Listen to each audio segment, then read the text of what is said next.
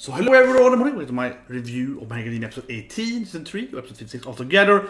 And yeah, I think it was a great episode, right? We had both Kaminari doing the lighting thing there, beating a quirk, meatball, flesh guy, horrible person, and also of course Naval Laser, Ayoma, doing this heroic sacrifice thing, right? And I'm gonna be the first and foremost, right? Because that scene there, when we see him as a kid crying, and we see like he's getting his belt and so on, that's anime only, right? That's anime only, not been in the manga. But it's been these theories for a very long time that Naval Laser doesn't have any quirk. That's been a theory people had for, I don't know, let's say 2 years, maybe more. Yeah, I've been reading some comments about that and so on, right? Reddit, stuff like that, for a long time. I see some all the videos about that and so on, right? And this episode really, yeah, it really empowers that theory. I mean, I always felt that theory was pretty like, yeah, it's kind of accurate because he's just have the Naval Laser power, right? It's just the tool he has, right? And where Ashido breaks that one, she breaks the belt in one episode, and then he can't use his powers. And I read this good comment, people comparing it to like Cyclops in X-Men, right? So he can shoot the laser with his eyes, he has a navel instead, and with the Cyclops, it helps him focus, right? So he has to shoot all the time. But with Naval Laser, when she breaks the belt, he just can't shoot. It was like Cyclops with a constant beam would be shoot out of his eyes, or his navel in his case, then he would, you know, yeah, he would continue to shooting, right? He wouldn't stop shooting. So basically, yeah, break the belt, break his power. That's really how it looked last time when his belt was broken, right? And this scene, then again, this anime episode here, episode 18 here, it really empowers that. I mean, before when people read the chapter, they were like, he probably got the power from his parents. Like, yeah, that was kind of like, you know, that's kind of people guessing. In this episode here, as on the very, very quick flashback, but as that he's crying, right? He wants to be equal to everyone else. We see his parents like giving him a present of a belt. So yeah, so I'm thinking definitely that, at least for me now at least, that it's not, I won't say confirmed because it's obviously not like canon in the like a manga sense, but it feels definitely that Naval Laser is just is quirkless, right?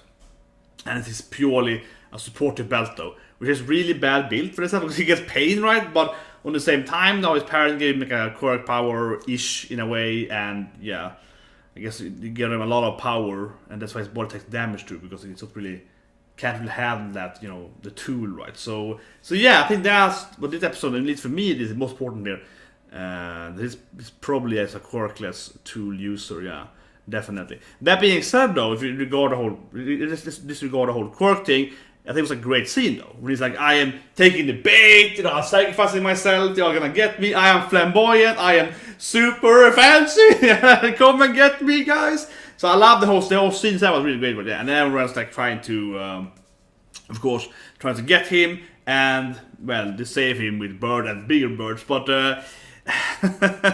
yeah, it was like a nice heroic sacrifice, that was really great. The scene itself was very, very good.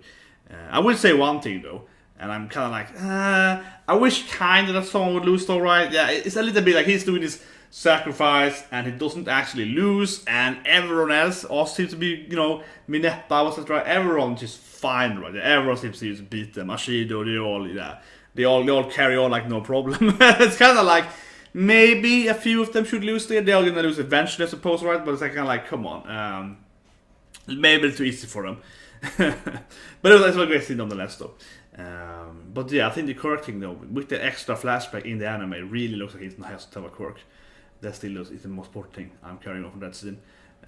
Even though, but it kind of combines with the whole personality, right? Because he's kind of like, he wants to stand out, and then he's kind of like, I want to be like everyone else. So he has a lot of, and so the down with the forest thing, right? He has, so I would say, insecurities, and he's kind of afraid of someone failing and stuff like that, right? And because if he has no quirk, you know, like that thing would be easier to have, right? Because you have no quirk, you're standing out more, you feel different. This is a world where everyone is different, right? Everyone has powers except you and Deku pretty much. And so yeah, there you stand out more that you have no quirk. Like it's very, very rare percentage has no power, right? So you actually stand out more for that reason. And of course that leads him to be like, you know, I also want to be a hero. I want to be other people, you know, he's not afraid of fighting because he can fail his powers, right, and so on. So I think that's definitely comes back to his personality, that he probably has no quirk. And then the actual sacrifice on scene itself, you know, I want to be a hero, and also you guys should carry on because you're stronger and better than me. I'm just this like naval fake guy, right? That's probably what he's thinking there. It's kind of what it implies, at least heavily. So I think it's a very good scene. It really fits his character, and it was a good, like, very good heroic stand, right? And also, of course, in the episode we had the Kaminari battle, which I actually think that was also really epic. So I was like, man, the episode really started really well, but the day of this scene just really took over. And I was thinking about that was very much. But yeah, the Kaminari, you know, doing the lightning thing, tricking him. I love it. He was actually putting his flesh thing around Meatbug. I was doing the flesh around the whole half pipe thing, right? That was awesome. All of that. So yeah, I think that was great. The whole the battle there, and of course Bakugo and Red Rider, they're all like seeing them in the meatball thing, and like, man. And afterwards, they're like, yeah. They're like, yeah, you did good. Classic Bakugo. Can never give a compliment. Yeah, it's like, you saved me, maybe. Yeah, that was awesome. That was really funny. But also it was good that Kaminari lightning power should be pretty useful right there. So him having a victory there, that was great. And after that, of course, we get the whole Bakugo and Deku, which is also very important episode, right? They're talking about his kinda like... Bakugo is a little bit, you know, like, Deku, yeah, I knew you were gonna make it, yeah. He's getting a little respect for Deku, I suppose. He kind of is like, well, yeah, you can do these things. Yeah, like, but I still hate you. that was like that, yeah. Which, of course, is important. See, the opening is the decision between him and Deku and All Might, right? That, of course, comes back to when Deku saved All Might there from the rocks that Bakugo accidentally shot down, right? So that's very important, I guess, for the general storyline. But I think that kind of dynamic, I think is good. I think it's a great scene, but I think generally, how to say it, that's like a scene where I definitely feel that the anime is gonna, you know, I would say milk it, but they're probably gonna use that kind of, you know, stuff every now and then, right? They're like, nah, this thing, yeah. Something kind of slow build up, right? Yeah, like a very, like, you know, like, yeah, every now and then, Bakugo and Deku, yeah, in that kind of way. So I don't think it's bad. I'm just saying that it's obviously going to be kind of like, you know, a little pointing to that every now and then. And then at the end, actually, after the ending, right? So I mentioned that because after the ending, it's more scenes that explode everything, right?